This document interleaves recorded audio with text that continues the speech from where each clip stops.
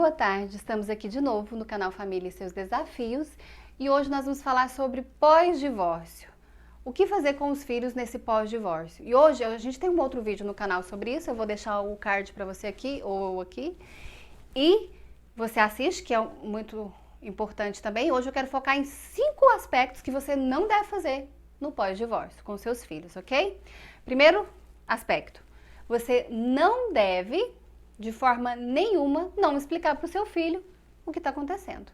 E, pior, você não deve explicar com conteúdo seu, com raiva, com ódio. Você tem que lembrar uma coisa, existe um divórcio e existe uma quebra nessa estrutura familiar, certo? Então, quando você está divorciando do seu esposo. Os seus filhos não estão divorciando do pai. Aquele ali continua sendo o pai deles e aquela lá continua sendo a mãe.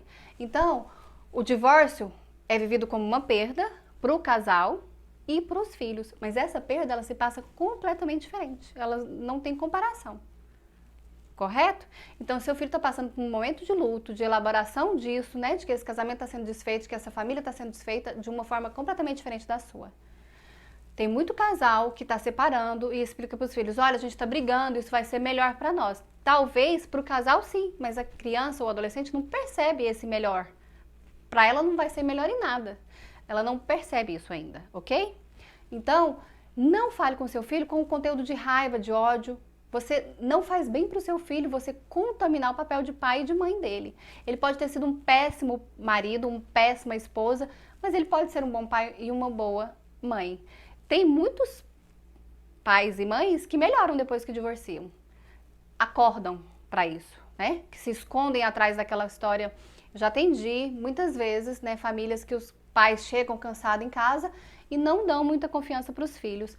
Não dão conta, né? Porque estão exaustos. E aí quando separa, e aí disfarça, né? Daquela história, voltei para casa, vi meus filhos, estou com a família. E na verdade não está nada. E aí quando está fora de casa, é concretizado não estar com a família. E aí então, no final de semana, ele pega esse filho e ele realmente é pai.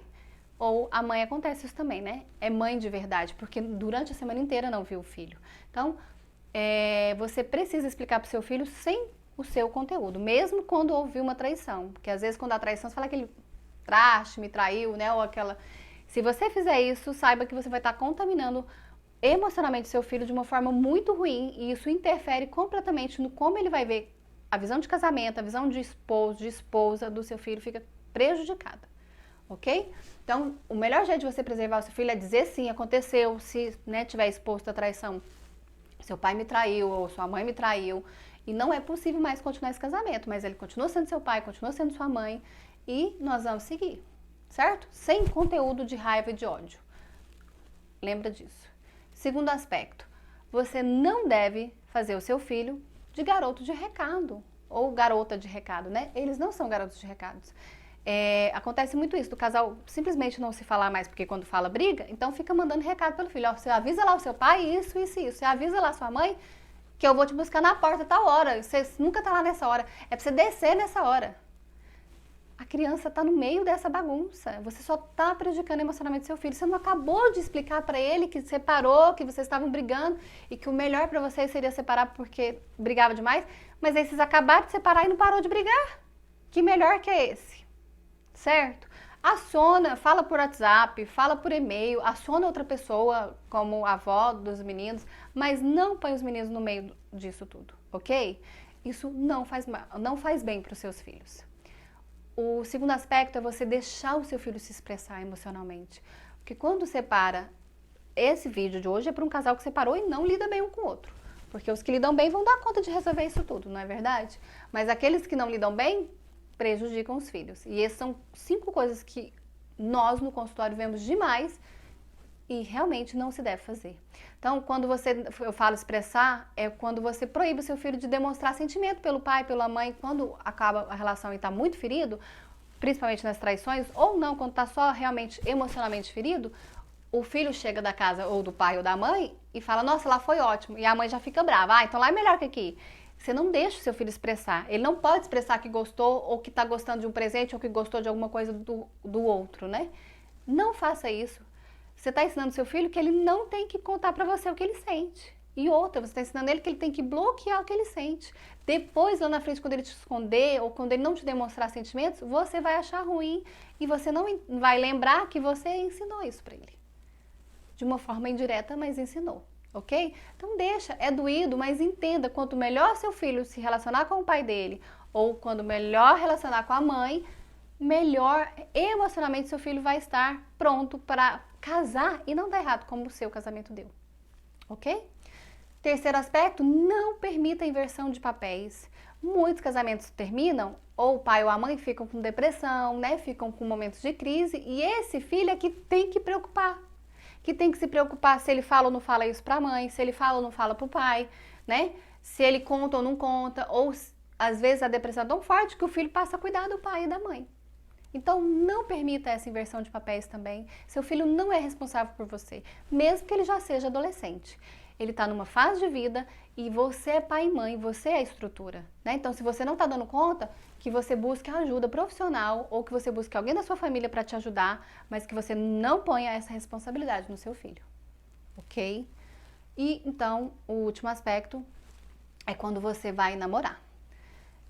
Alguns demoram mais tempo para se reorganizar nisso e alguns são muito ligeiros. O que eu quero dizer para você é que você não faça o seu filho engolir o seu novo companheiro. Não posso, não, isso não pode acontecer.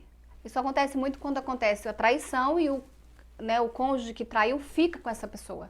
E aí o filho tem que engolir aquela pessoa que já foi responsabilizada pelo divórcio e ainda tem que aceitar ela ali presente na família, né? Então já é muito difícil. Como eu falei no começo, o seu filho está elaborando essa perda da família, então ele ainda não terminou.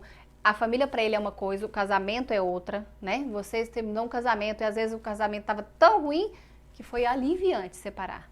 Mas para o seu filho não é a mesma coisa.